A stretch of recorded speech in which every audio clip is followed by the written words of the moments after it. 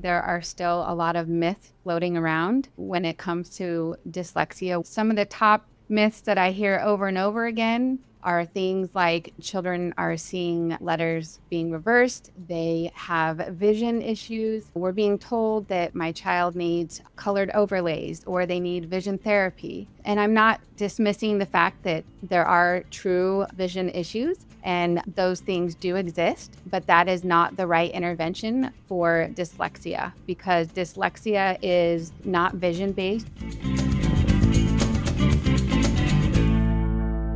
Welcome back to the OpenEd podcast. I'm your sometimes host, Andrea Fife. We've got something a little different planned for this episode, and I have to say, I'm really excited.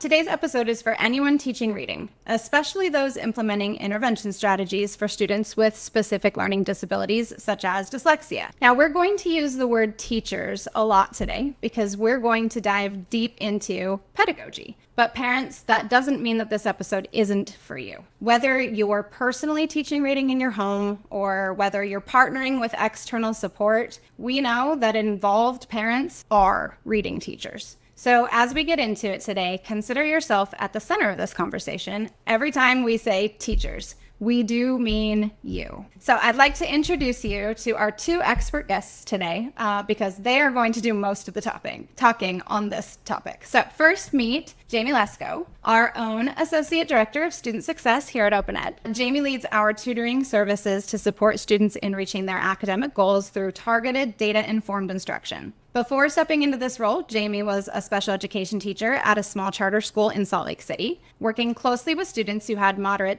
to severe disabilities. She is trained in the Wilson Reading System, which follows the Orton-Gillingham approach, and played a key role in its implementation school-wide to better support the growing population of struggling readers. Jaime is passionate about making sure every student gets the support they need to thrive, especially when it comes to reading and foundational skills. Thank you. Yes, thank you so much for that introduction. That's lovely. I'm excited to also be joined by Kris Vassel, who is an expert reading interventionist who has dedicated her professional life to helping struggling readers develop the skills and motivation necessary to become successful readers. Kris began her educational career 23 years ago as a special education teacher for the Alpine School District in Utah. During that time, she trained both general and special educators in the district on assessments and interventions for struggling readers. She became a Wilson Reading System Level 2 certified Wilson dyslexia therapist, as well as one of the first Wilson credentialed trainers in the state of Utah. In 2006, she began working for the University of Utah Reading Clinic as a severe reading difficulties coordinator, research associate, and field site support staff. She trained special educators on effective reading assessments and interventions for struggling readers, received certification in additional intervention models, became a LETRS regional trainer, and presented to the Utah State Office of Education on effective reading interventions for at-risk readers. Left the UURC and used what she learned to open her own private reading business in Missouri. And today, she's here to share her expertise with all of us and with all of you. Thank you so much, Jaime. I'm so happy to be here. And I'm so glad that you both accepted my invitation to be on the podcast today. I am so excited to listen to the two of you swap stories, share your expertise, and I think that we'll all come away today having had a great conversation. So let's get started today with a general conversation about dyslexia. Kris, as we were preparing for this episode, you mentioned to me a concern about the dyslexia myths that still exist and how that leads to ineffective approaches for struggling readers. Tell us more about what you're seeing. Sure. So it's sad that unfortunately today there are still a lot of myths floating around when it comes to dyslexia, what it is, what it looks like, how it affects children. I'm seeing it both with parents, with educators, with administrators. Some of the top myths that I hear over and over again are things like children are seeing letters being reversed, they have vision issues. And when you believe in those types of myths, it's going to take you down a different path And for example, right now in my particular area, a lot of educators and parents are coming to me saying that, we're being told that my child needs colored overlays or they need vision therapy. And I'm not dismissing the fact that there are true vision issues. And those things do exist, but that is not the right intervention for dyslexia, because dyslexia is not vision-based. There's a lot of research that backs that up. In fact, it is neurobiological in origin. So it is a language-based disability. So it's in the brain, not the vision. That's incredible. I feel like we could do a whole podcast episode just on that. Exactly what is dyslexia. Jaime, in your experiences with intervention strategies and things like that, have you come across similar myths that have made it difficult for a student to access the appropriate type of support for them? One of the biggest myths is that students with dyslexia can't learn to read. I think that's probably one of the biggest myths that I've ever heard. Parents are like, this is just too big of a struggle. It's too big for me to deal with. Even teachers, I've heard teachers are like, it's just something they have to just deal with. That's probably a myth that for myself, it just stabs me in the heart, because I'm like, it is possible. You just need the right tools, the right resources. It takes a lot of patience. It takes a lot of hard work. It's not going to come overnight. And so when I think of myths, that is the biggest one that I consider, is just that it's just not possible. And the fact of the matter is it truly is possible. That's great. I love that positive perspective, and it truly is possible. I know that something that you're both passionate about is research-backed or research-based, data-backed approaches to intervention. That's a really packed sentence. Like that's a lot of, I'll be honest, I almost stopped listening, because I'm like, oh, this sounds like there's going to be a lot of facts and figures, a lot of, am I gonna stay engaged in here? So talk to me about, for a person who's coming from the outside of that reading instructor world, what does it mean to be using research-based or data-backed strategies? Go ahead, Kris. Well, reading is very complex, and teaching reading really is rocket science. It's not something that you can just do naturally. It is something that you have to be trained on how to do. So research-based basically means it's backed by science, backed by research. So there's a term that has been floating around recently, the science of reading. And a lot of people are hearing that term, the science of reading. And there's a lot of misconceptions around that term. A lot of people think that it means a specific phonics program. And so in order to understand research-based, we first need to kind of address that term. And it's really simple. The science of reading is basically a body of research that has been done over 5 decades that answers the question, how does the human brain learn to read? And it's not backed just by education. It's backed by psychology, by neurology, by linguistics. So it's all of those areas coming together. And it's 5 decades of research to answer that question. How do children learn to read? What does that look like? And so in order to help children who have a language-based disability like dyslexia, it's important to have and use interventions that are backed by science, because then you know that it's going to be effective and it's going to help them. I'll add to that it is really interesting to me how when you talk about research-based approaches, programs, whatever it may be, this just what Kris said about the science of reading, it really boils down to you have to figure out which method works best for your kid. And it brings in all of the approaches of it can be done visually, can it be done kinesthetically, can it be done auditorially? So it really does bring in all the 5 senses, which, yes, teaching reading is complex and it is rocket science, but when you really break it down to, you just need to figure out which way your student learns. That really, truly is not rocket science. It may take a while to get there, but just like Kris said, it's one of those things that, yeah, it's really complicated to figure out how your brain works. But once you figure out or utilize a system that integrates a lot of different modalities, you'll find the one that connects the most with your kiddo. And that is the art of not only teaching reading, but just teaching in general. So you both talked about systems, and they're kind of being, I guess I'll say, almost like a script to follow, following some certain methodologies. And I think that that's what leads then to the second part of the data. So when we talk about intervention strategies relying on data, what does that mean? Well, I have to jump back a little bit to answer that question. So in addition to the science of reading, structured literacy is a term that's been around since, 2014. And it's a method of teaching reading that aligned with those findings of the science of reading. And so structured literacy encompasses a broad range of literacy skills that you want your struggling reader to know. It focuses on both foundational and higher level reading and writing skills. So we're talking things like phonological awareness, fluency, reading comprehension, written expression, vocabulary, morphology,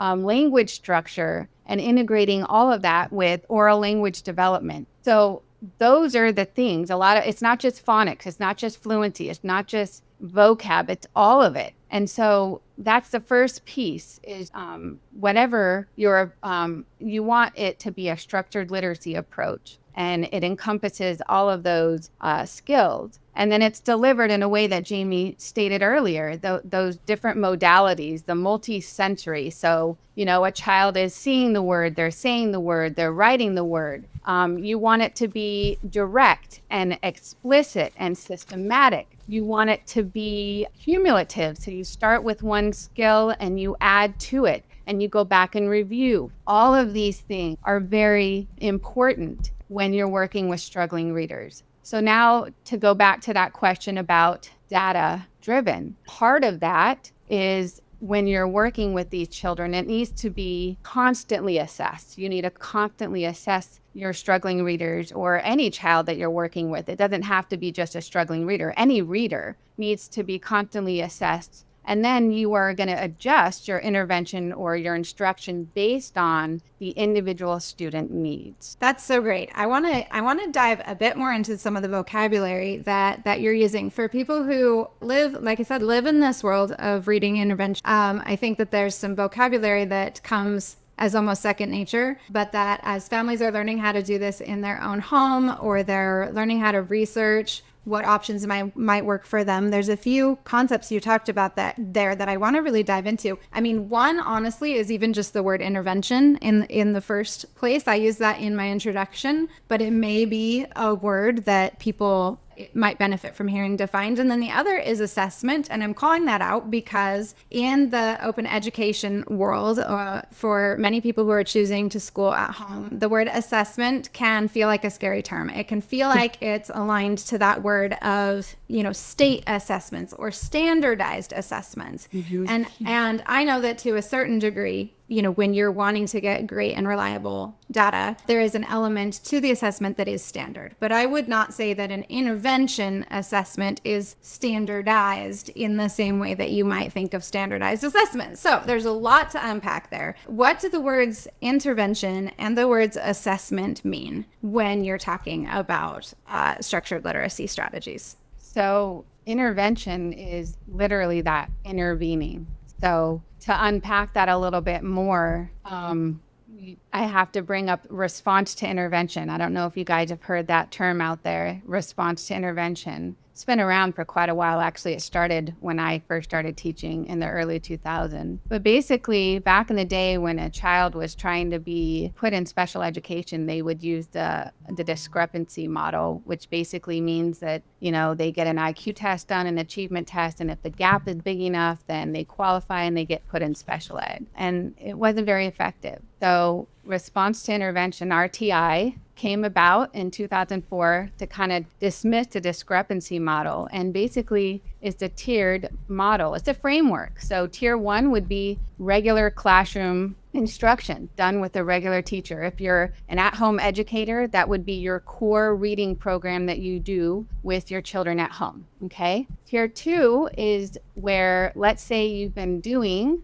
tier 1 intervention, whatever instruction or reading program you're using, let's say that you find that your child is still struggling and they're not quite picking up on the concept. Then you would move to what's called tier 2. That's going to be more small group. It might be that you do more of tier 1 type curriculum or a different type of curriculum in tier 2, but it's done in small groups. Okay. Tier 3 is typically with somebody like myself, the special educator, a reading interventionist, somebody who has more training in working with children with language-based disabilities. And this is an additive tier. It doesn't mean that if you are an at-home educator and you are doing your regular curriculum tier 1 and you find that your child is still struggling, that you quit doing that and you just bring in a specialist or a tutor or you do it yourself. It's in addition to. So you are going to do tier 1. You're going to still do your core program, core curriculum. And then in addition to that,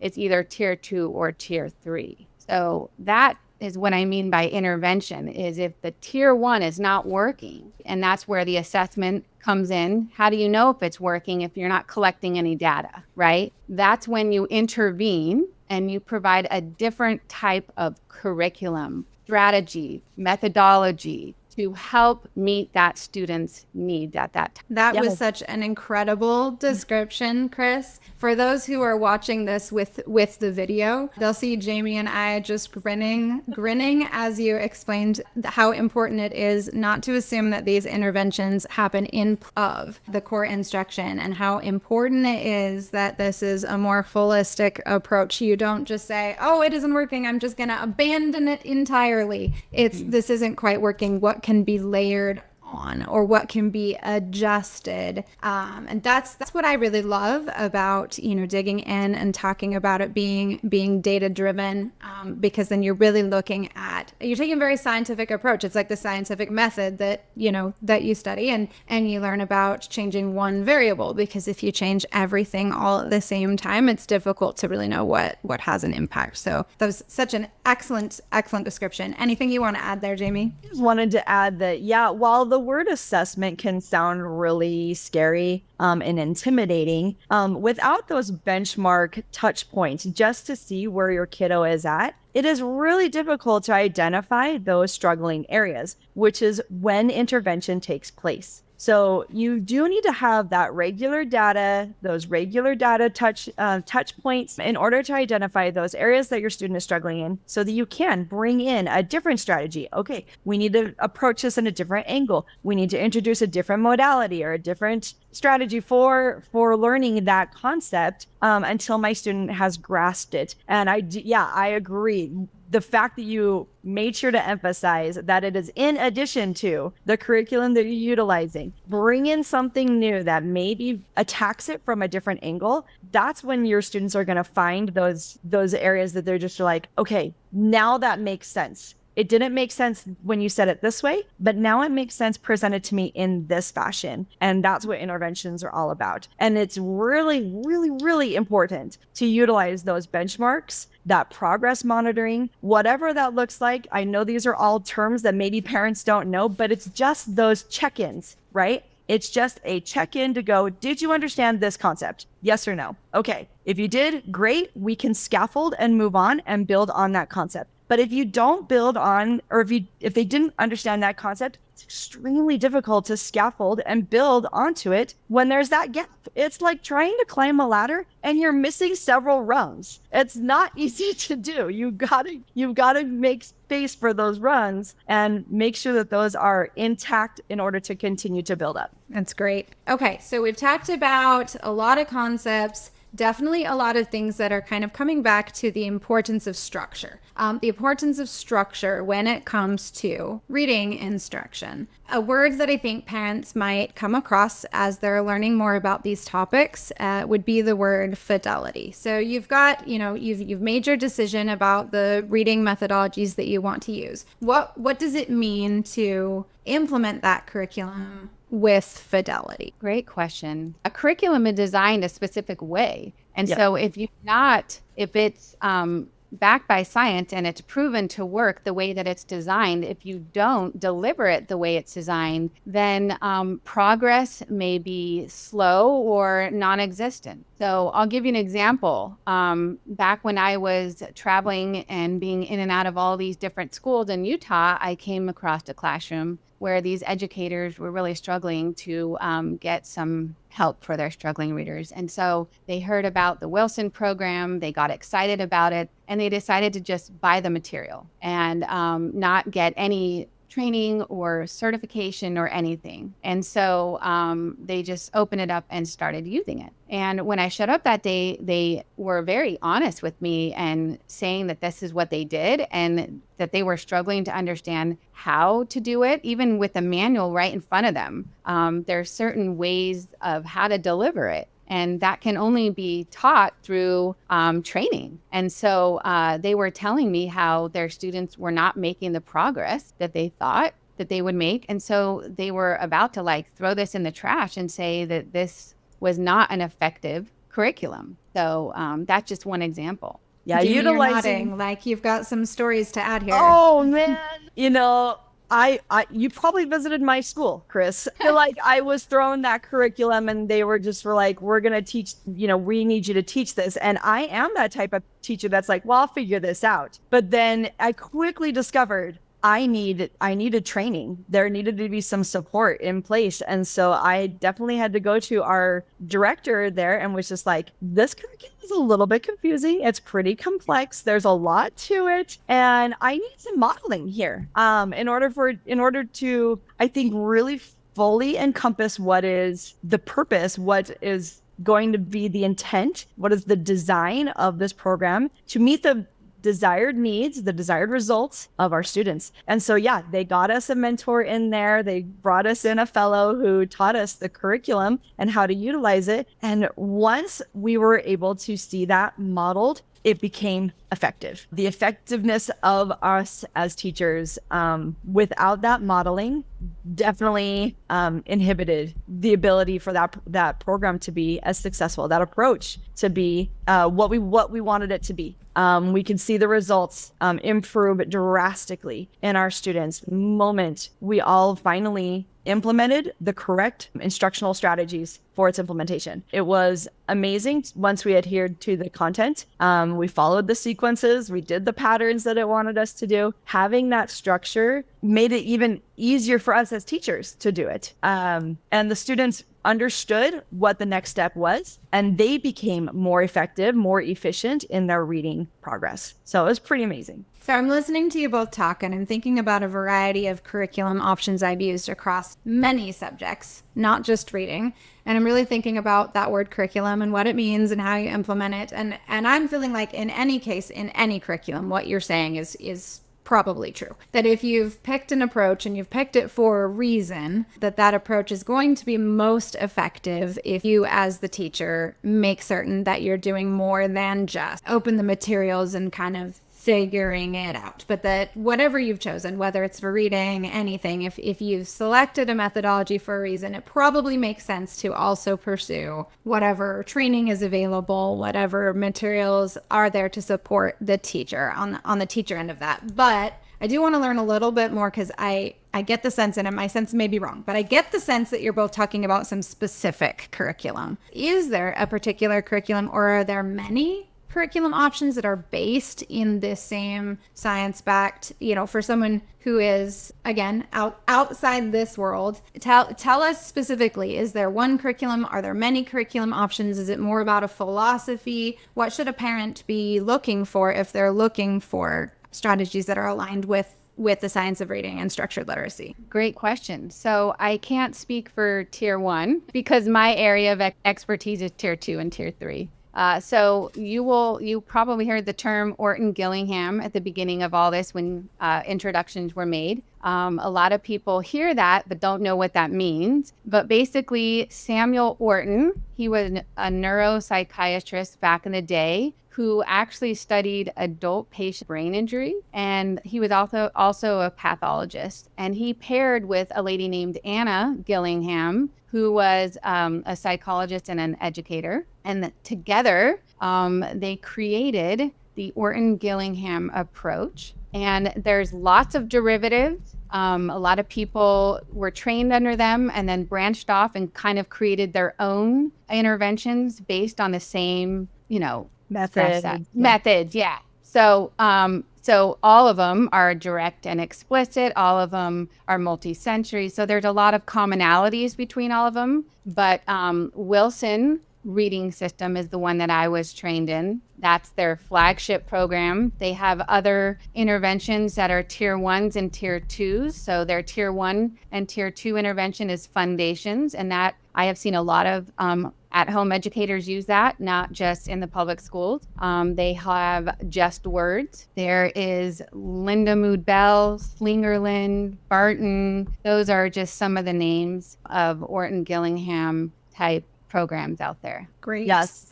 Similarly, I was also trained in the Wilson Reading program, which does utilize the Orton-Gillingham approach. And yeah, you just utilize it as a tier 2 intervention. We just tied it in with our tier 1 curriculums as much as possible. So we utilize the same benchmarks as the rest of the school, but we utilize the Wilson reading system in order to encourage students to progress a little bit faster in their, and overcome the obstacles that they were meeting, the barriers that they were meeting in their reading strategies. So I want to be totally honest with you both. This sounds incredible. It also sounds really rigorous for the teacher. It sounds like the implementation, you need to be prepared to invest some time. You need to be prepared to learn new things if this is the system that looks like it's going to be the right approach for that learner. What advice do you have for the teacher, whether that is a classroom teacher, whether that is a parent implementing reading education in their own home, if what they're hearing is making them feel like, that's going to be the right approach? How do you keep the rigor there? How does a teacher go about preparing to deliver this type of instruction? Well, maybe my story will motivate some people who are kind of maybe on the fence. When I began teaching, my very first year of teaching, I used what I was taught in my undergrad program. And I quickly realized that I didn't have what it took to help these struggling readers. Why? Because they weren't making progress. So my first year of teaching, I was just overwhelmed, and I started grasping at anything I could. So I went back and started taking master level classes. Still didn't help me help these children. So then I got certified in a program called Read and Recovery, which is kind of like a tier 2. And it helped some of my students, but ultimately, after a year or two, they ended up in special education. And I thought, I want to help these kids. What is it going to take? And we actually had a parent threaten to sue our school district because she felt like we did not have what it took to help children with dyslexia. And she was right. And so that was when the special ed director of the district approached me and said, Kris, are you willing to go get special training so that we can avoid this lawsuit? And I said, yes, because I saw it. My students were not making progress, and I wanted to help these kids so bad. And sitting across from a parent at an IEP year after year and saying, look, the numbers don't lie. They're not, they look at this and go, my student's not making progress. What do you have to say about that? Right? It makes you feel horrible. And so the first day I sat in that Wilson workshop, it was like, this is the key. And I put it into practice, right? And I had a very supportive administrator who allowed me to run my classroom how I wanted to. I was very blessed that way. And it was very eye-opening to see all of a sudden I'm applying a different type of teaching and my students are making progress. And it was incredible to see. And that motivated me to continue down that path. Yes, it's rigorous. Yes, it's lengthy and it's long, but these kids need the best, right? They need us. And it's not just one person. It takes all of us together, a team, to help this child. And I think all of us are on the same page. The educator, the parent, anyone, they want what's best for that child. And that is for them to become a confident, proficient reader. Because as they get older, they lose their self-esteem. They start getting anxiety. They come home crying and in tears And it's heartbreaking to see them that way. They know, even in preschool, they know they're not like their peers. They know they're behind. And so the longer you delay, the harder it gets for them. And that changes the entire family dynamics. It hurts the parent, it hurts the siblings, it hurts the child, no matter what educational setting you're in, whether it's home, public, charter, private, it's all the same. And so that is motivation right there, is they do it and they deserve the best. Wow. That's an incredible story. Thank you for sharing that with us. So for a parent, that is simply not going to be in the cards to say, you know what, I see that this is what my student needs. For someone choosing to educate at home and they say, I see that this is what my student needs, but it is just not realistic for me to go get personally trained in this reading system. Jaime, in the experiences that you've had working with families who are pursuing open education options, what have you seen be successful for families who want the freedom and flexibility to choose their own tier 1 curriculum, but know that they're needing a bit more support? Yeah, I feel like I had a relatively similar experience to Kris when I was in the classroom too. We just didn't, we were given a curriculum and this is what you're supposed to teach and hopefully your kids make progress on it. And when I would have parents that were just like, kids are just not making progress, what can we do? I feel like I was grasping at straws, pulling in whatever I had access to. I had access to Bob books. I had access to these CNC technology. I had all these different things. I would grab Play-Doh and I'd be like, okay, we're going to make these letters. We're going to spell out these words. Here's a box of sand. Let's write the word here. Because I feel like as a parent and as a teacher, you're going to grasp at whatever you have access to in order to help your students be successful. And so, similarly, we didn't jump straight to a big program like the Wilson reading program. We had to put in little steps. We tried the Haggerty phonemic awareness program. We tried Lexia. We tried Read 180. We had multiple these little mini programs that I wouldn't say were necessarily tier 2 interventions, but they're just different curriculums that maybe we're going to touch what the student needed at a different angle. And so in answer to your question, Andrea, when I run into parents who are just like, I just don't know what to do, a lot of it is just exploratory learning, utilizing all 5 senses as much as possible and seeing what clicks. It's breaking down that barrier of like, I'm struggling as a homeschool parent. I'm struggling as the educator, the prime educator in my student's life to know how to meet the student's needs. Being able to vocalize that, you're going to finally break down those barriers and open up that conversation to there's always a teacher in earshot. Do you ever go to the grocery store and you're hearing a student or hearing a parent talk to another parent about how Johnny's struggling in school? There's always a teacher in earshot and they're like, you should try this method. This is a good one. I know that always happens to me. And so I feel like when parents become vulnerable and they break down that barrier and they say, this is the struggle, they're going to open up that communication for so many people to say, ooh, have you tried this? Have you explored that? Here's a method that worked for my kid. And those are all amazing opportunities for parents to really open their eyes, open their minds to what possibilities are available that might help their kiddo meet their needs, meet their goals. So that's what I have found, at least. I love that. I know that both of you have a lot of experience in the world of tutoring. When would you recommend to a parent that they explore the option of, going beyond just a general curriculum option, beyond just the instruction that they're receiving in their primary educational environment, whatever that may be, and explore some really specific and intentional tutoring strategies? I think early intervention's the key. So not waiting until they're, much older, but, early intervention is more effective. It's faster, it's cheaper than remediation, correct? And so what I would say to that parent is, educate yourself on reading disabilities. There's a lot of great books out there. Knowledge is power. If you know what to look for and the signs as early as preschool, and they start to see these things, then you can intervene early as a parent,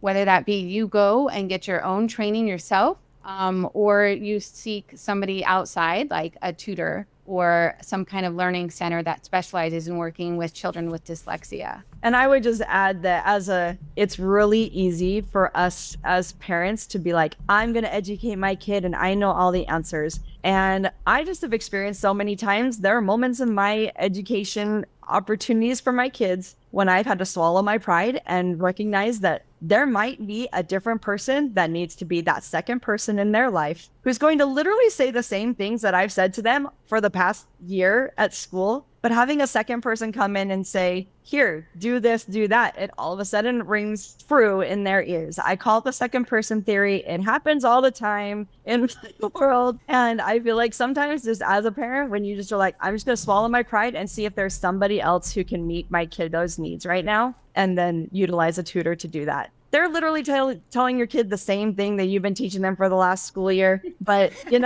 it's fine. If it makes sense all of a sudden, that's fine. It's true. You all know the second person theory has happened in your lives. Yep. I've worked with Jaime for a long time, and I love that shorthand terminology that I can just send her a message and I'll be like, hey, I just need second person. Here's what I need the student to hear. I just need you to say it. It's time for a second person to come in. It's true in parenting as well. I'd like to add something to that. So one thing I constantly share with parents is you can't leave reading to the tutor. So if they do decide to use an outside source, struggling readers are in a race against time. Yes. And I know you hear it all the time as a parent, but I can't stress this enough. Reading daily at home, at least 20 minutes, is crucial for poor readers. Okay, especially when they're older, because the difficulty in text is huge compared to kindergarten, first grade. And if you look at good readers, they consume millions of words per year in text versus poor readers, right? And reading is a life skill, and it's like any other skill. Limited practice is going to lead to limited improvement, correct? And so there's certain tips that I use with parents when it comes to reading at home. I don't know if you want me to share those today, but I'll make them brief and quick. First is having your child read aloud. That sounds weird, right? But especially those younger readers in kindergarten and first grade, it is crucial that they're reading aloud to a skilled reader or a parent so that they can offer support as they're reading aloud. Once they move to like a mid to end first grade reading level, they can start to incorporate some silent reading. But then it's important as a parent to give some kind of guided question that you're going to ask them about that portion that they read. And then as they get older, you can increase that length of silent reading. The second tip is making sure that when your child is reading at home, the topic is interesting to that child and it's on their independent or instructional reading level. The biggest problem I see with parents is that their children are reading books that are way too hard. They're on a frustration level, and that leads to frustration. So a good rule of thumb that I share with parents is if your child is reading that book with at least 90% accuracy and a pretty solid rate of speed, then that's good. In other words, if they're making more than 1 to 2 mistakes out of every 10 words, that book is probably too hard. And for both of your sakes, you want to go to an easier book. There are great resources out there to help parents know what level books are on. arbookfind.com is a resource I share with a lot of parents. It'll go in there. You can type in a book. It'll tell you the exact level it is. So this is an end first or this is a beginning third. So you know that it's a book that's on their reading level. You can't rely on libraries. You can't rely on the things that are on the books. They're not always reliable. If they're looking for websites to go to print off poetry, nonfiction, fiction that are free, readworks.org is a great one, and CommonLit. Love those. You can go on there, print off text, and your children can read. Third is modeling reading, doing what's called echo reading. So it's you reading a section and then they're copying you. You are modeling what good reading sound like. That's what poor readers need to hear. And then fourth is how to handle those errors. There's certain things that I teach parents about, when your child is reading out loud and they make an error, it's hard to know what to do in that moment as a parent. One thing is encourage them to self-correct. When a kid makes an error, we want to jump in right away, right? Well, then that makes it so you take away their ability to self-correct. When in reality, if that child finishes the sentence and then goes back and fixes it, all you need to do is, great job, good job, you did an awesome job self-correcting. So you almost have to train yourself to sit on your hands, right? Because as teachers and parents, when they start self-correct, when they start making an error, we want to jump in right away. And you don't want that. Good readers self-correct. Depending on their age and reading ability, you got to look at the type of error they made and determine, what should I help them do? Should they sound out the word, chunk out the word? But you do not want to turn it into a phonics lesson because you're going to break fluency and the goal is to read. And repetition is huge. A lot of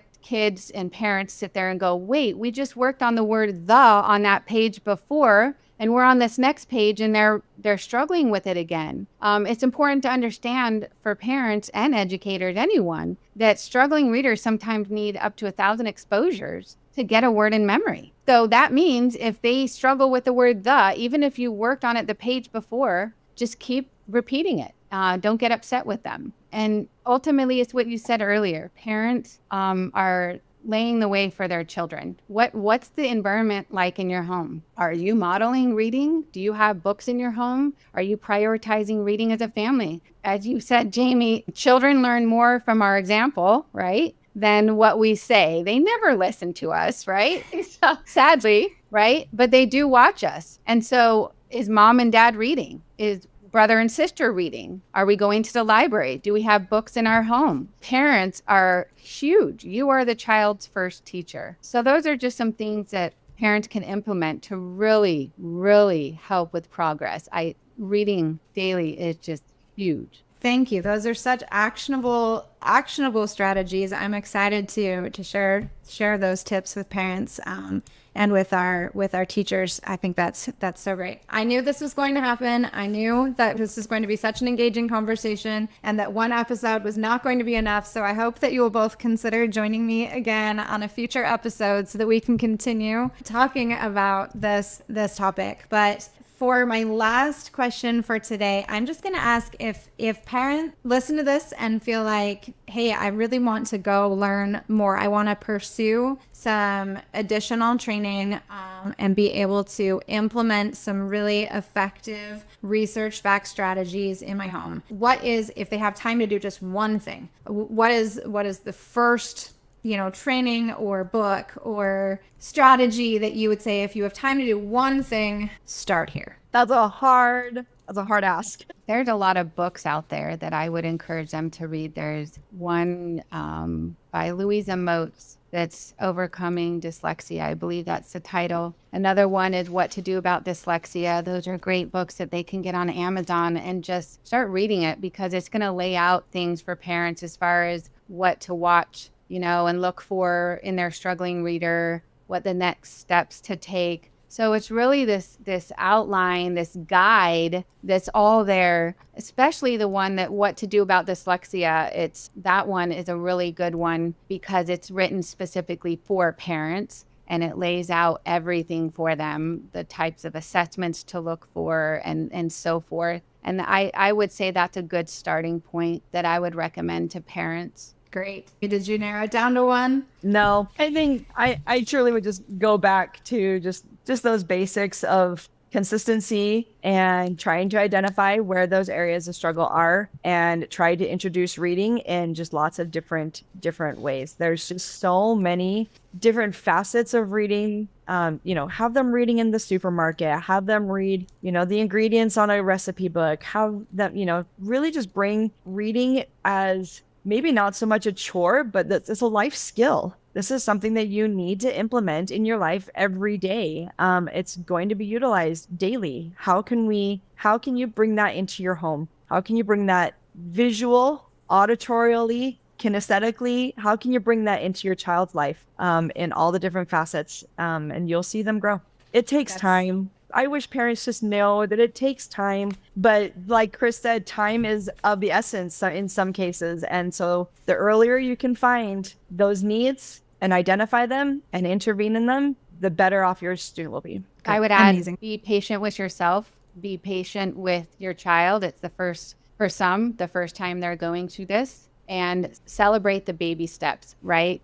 Very little progress. You celebrate those moments. They need that celebration and they need that positive reinforcement and praise. Oh yeah, you got to make it fun. You got to make reading fun or kids won't do it. Absolutely. Well, Kris, I know that you have a long wait list to be able to get in to be able to use you directly as a private tutor. But if people do want to learn more about you and your business, where can they find you? I have a website, vassellighttutoring.com. They can certainly go there. There's information on how to contact me, more about my background. There's also some resources they can find on there as well. Amazing. And Jaime, if we have any current OpenEd families listening, where can they go to get additional support through the support available to our active students? Yeah, you can for sure reach out to studentsuccess@opened.co. And we'll connect you with a member of our team. We'll talk about your students' needs, and we'd love to connect you with a tutor. Amazing. Thank you so much. I am in awe of the work that you both do to personalize education for students. Like I said, I hope that you will accept my invitation for a follow-up episode. I think we'll get some really specific questions from some readers, and they'll probably be begging me, hey, can we get Kris and Jaime on again someday? But thank you so much for joining me today on the OpenEd podcast. Thank you for having me. Appreciate it. Thank you.